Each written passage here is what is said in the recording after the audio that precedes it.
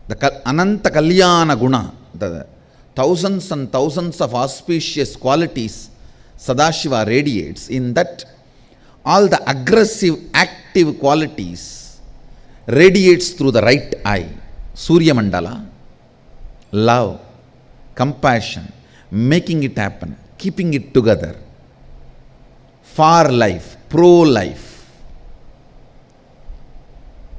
Those energies radiate through the Soma Mandala, the left eye. Understand? Romance, love, compassion, far life, keeping it together, making it happen, breaking all the obstacles.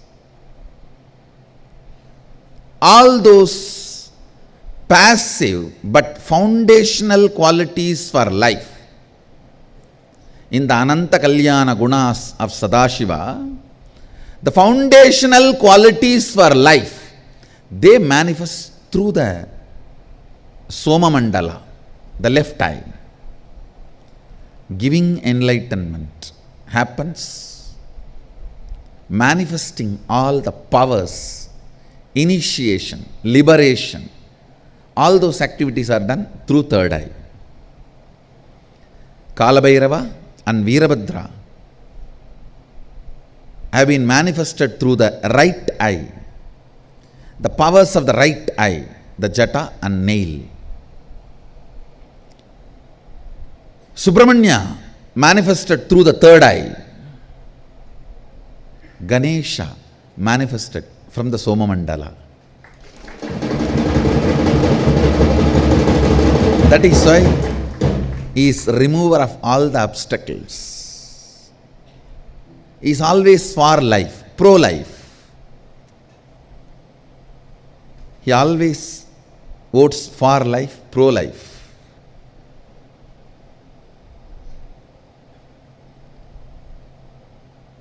His space, his energy, joyful being. The moment you see, you can see, such a carefree, joyful being, does not diet to reduce the weight and look fit. Happy guy. and the way he is and very blissful being who goes on radiating far life energy, pro-life energy.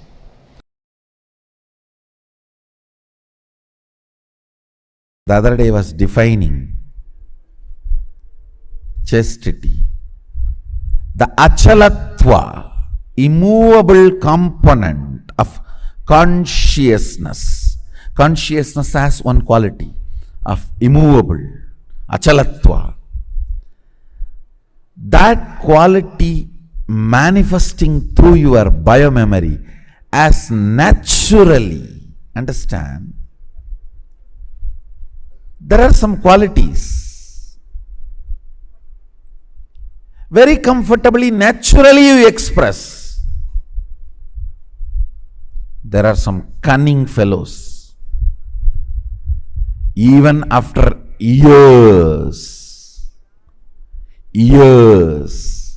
cannot learn integrity because they feel all the best things of their life is given because of their cunningness. The fools have not seen the best things life can give.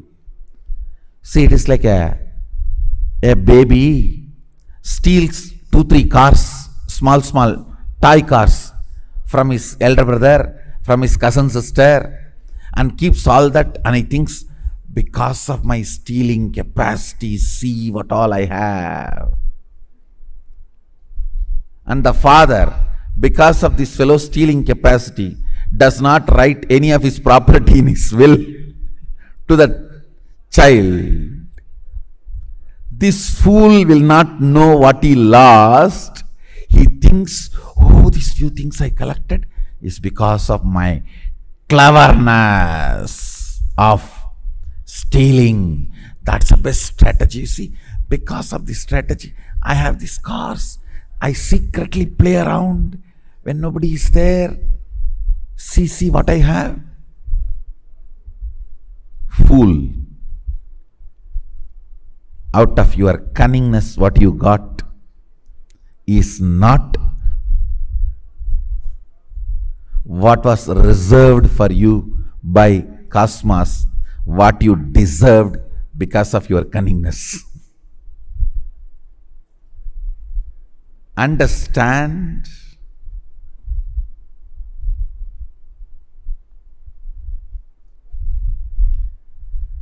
If your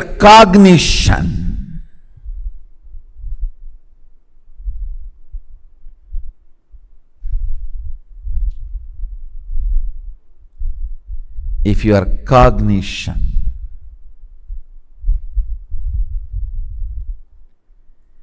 is comfortably flowing with the space of achalatva, I call that as chastity. Achalatva, dimension of consciousness manifesting through body and mind, is chastity. It's not just for women, understand? For woman the chastity is different, for man the chastity is different. But both have chastity.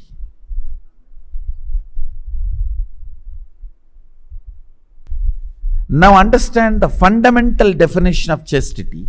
You see, your consciousness has many glorious dimensions.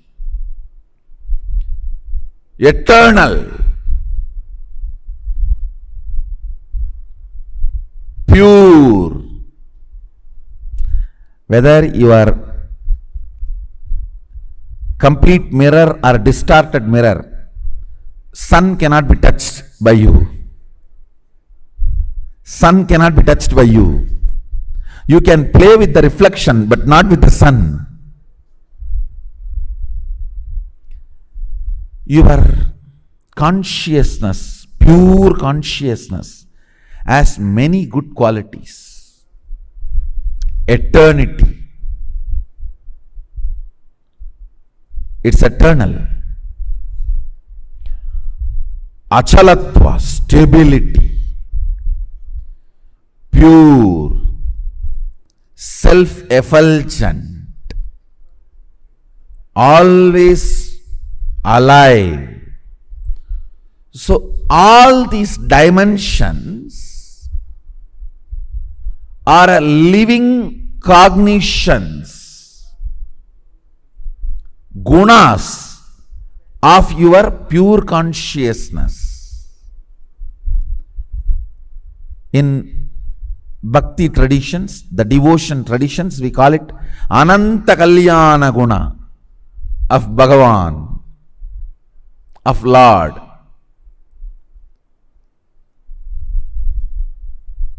Ananta Kalyana Guna of Lord. This one Kalyana Guna, one auspicious guna, character of your consciousness, achalatva, that manifesting through your biomemory, muscle memory, consciousness is chastity. Chastity is one of the health of consciousness. Understand the word. Chastity demonstrates your consciousness is healthy.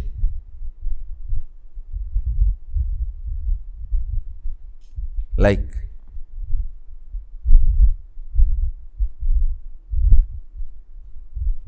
only mentally healthy person will be courageous. Understand? Sometimes the stupid decisions you take out of cowardness also may be appreciated by others as a bold step. No, that is not courage.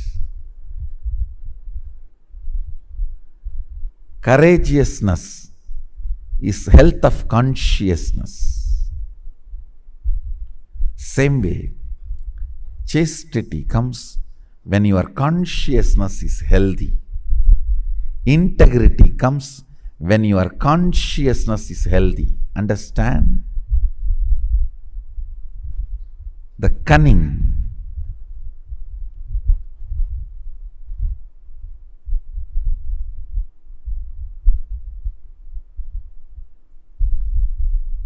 cunning, strategies. You may steal few toy cars and toy houses and keep it secretly, but you will miss what Sadashiva reserved for you. With integrity, you will get what he reserved for you. Understand? You deserve what he reserved.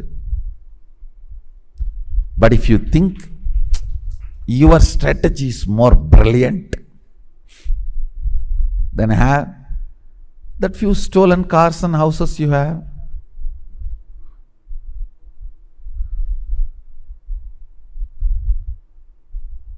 Believing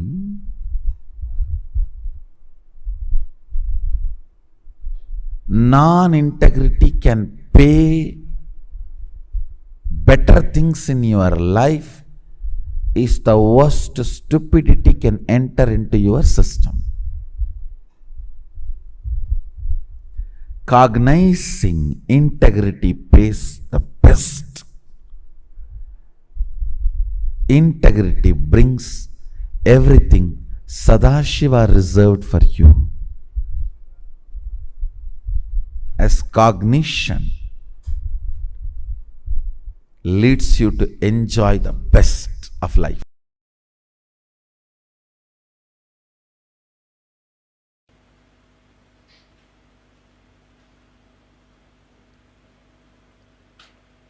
Mahadeva is uncomparable, unique energy and beyond ego, just a simple innocent being.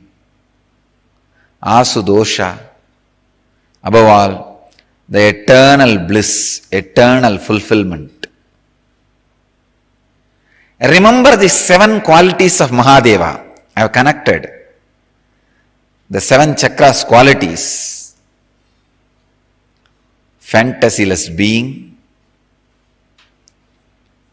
being beyond fear, being beyond worries, being who goes on sharing, giving, being who is unique, being who is so simple, easily available, being in eternal fulfillment, Nithyananda. Remember these great 7 qualities because Shiva is filled with Ananta Kalyana Guna. Thousands and thousands of auspicious qualities. Shiva, who is radiating these 7 qualities, is inside you. Your own personality. Understand? Whatever idea you have about you, that personality carries these 7 qualities. So meditate, remember that personality can express these 7 qualities.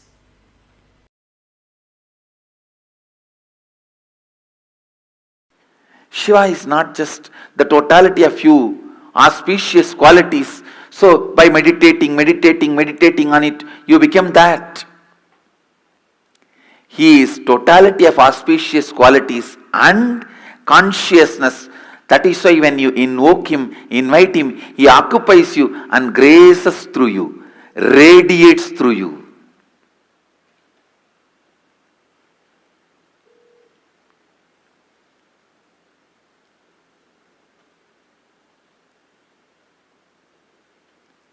not only he introduces himself to you, he introduces himself through you to everyone. He introducing himself to you is authenticity. He introducing himself through you to others is enriching. Mahadeva is the conscious intelligence. Shivoham is not technique, it's a conscious process. Meditate on Shivoham. Don't think your japa repetition, the strength of your meditation is going to bring the results. No. He is conscious intelligence. You meditating is nothing but invoking him, requesting him to fill you, to radiate through you.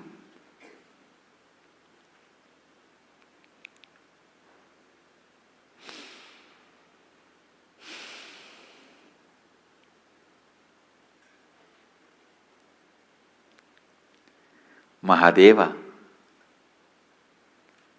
Mahadeva is pure consciousness. Mahadeva is embodiment of purity. Mahadeva is alive. I can't say, just because I chanted Shivoham for millions of times, I started experiencing Mahadeva. No.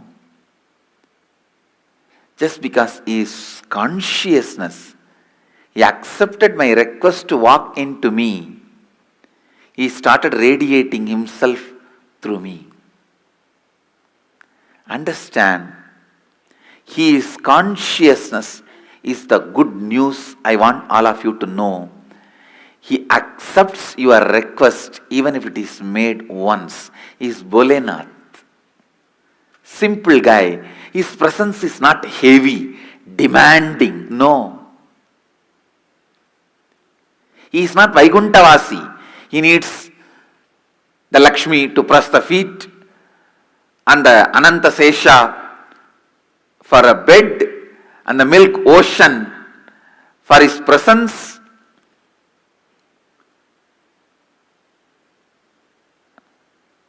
And all the best things, Shamantaka, the greatest jewelry for wearing. No, I am not disrespecting Vishnu. All I am trying to tell you is, Mahadeva is Bholenath. Even if you are already depressed like a cremation ground, you are almost there, your whole mind is dull, dead, depressed cremation ground, even then he is happy to dance there. And all your thinking, feeling, everything is full of negativity like a ghost. Even then he is ready to have you as his companion. Understand, he is too simple and his presence is not that heavy. His presence is powerful but not heavy. Heavy means demanding. Powerfulness is different. Heavy is different. Is Bholenath. His presence is never demanding. His presence is so powerful, but not demanding. Understand, invoke him, request him, pray to him, ask him, invite him to your inner space. Mahadeva, whatever I know as Aham, is a bunch of my root patterns, social conditionings, parental conditionings, layers and layers of patterns, samskaras, and the past life karmas. But this is not too big for you. You can burn all this, and this cannot be the reason why you are not happening through me. Can this stop you happening in me? I am completing this and surrendering at your feet. O Prabhu, happen in me. O Mahadeva, happen in whatever I feel as me. Let Aham become Shivoham. Let Aham become Shivoham. Invite him. Invoke him. Request him. Understand, he is conscious, alive, present.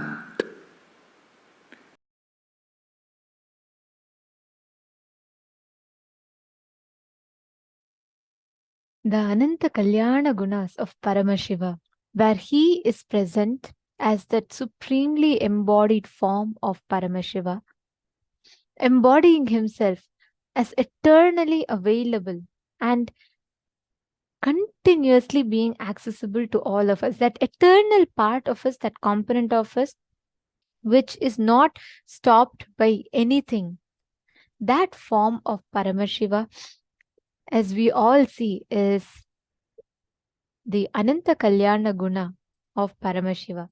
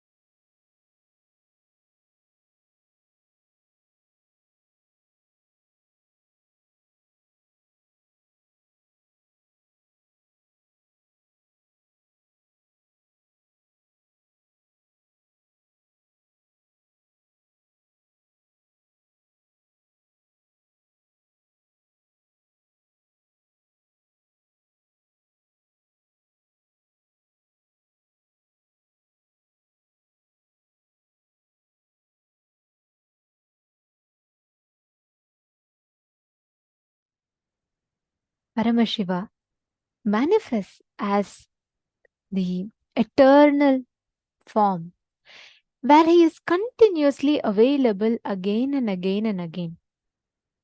That is the Ananta Kalyana Guna of Paramashiva.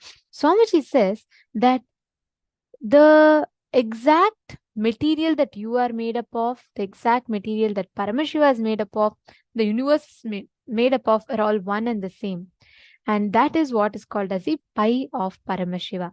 I request all of you to take a few minutes to please share with us and let us know what each of you understood as pi of Paramashiva. What did you understand as the essence, the principle of Paramashiva? Actually, you all should know. The moment you connect, you realize the exact same thing that the whole universe is functioning from. All of these fundamentally are connected through one thread to Paramashiva. That one thread, that one principle unit is the pi of Paramashiva. And that is what Swamiji so beautifully revealed to all of us right now in this session. When you connect to that component of Paramashiva, that I in us, the I in you, the I in him, all of this is the pi of Paramashiva. Akshaya Guna. Swamiji says the Akshaya Guna. Guna means the nature, character. And Akshaya means the eternal, like Akshaya Guna means the nature of something which does not get destroyed. The Akshaya Guna of Paramashiva which does not get destroyed. The Guna of Paramashiva which does not get destroyed. Nature of Paramashiva which does not get destroyed is Akshaya Guna. It is like the pi in mathematics. The pi in mathematics, the same way, the formula with which the whole universe runs, that is pi of Paramashiva.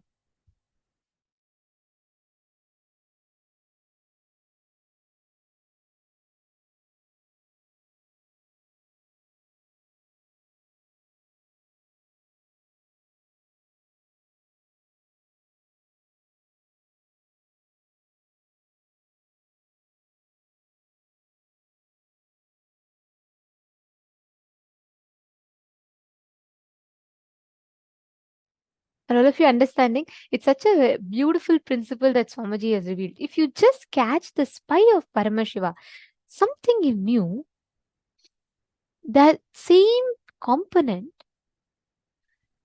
is same in Paramashiva.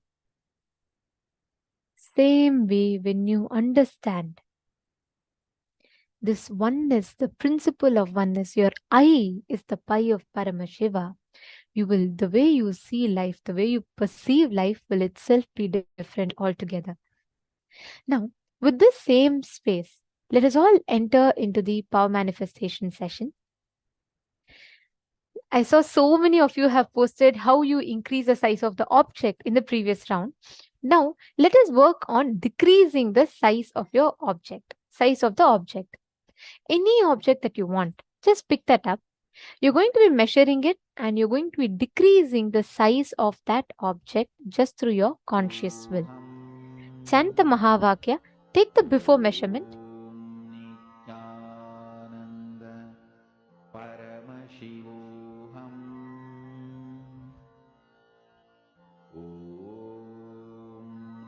Nithyananda Paramashivoham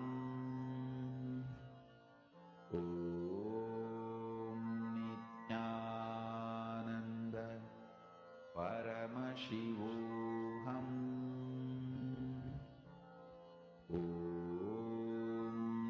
Nithyananda Paramashivoham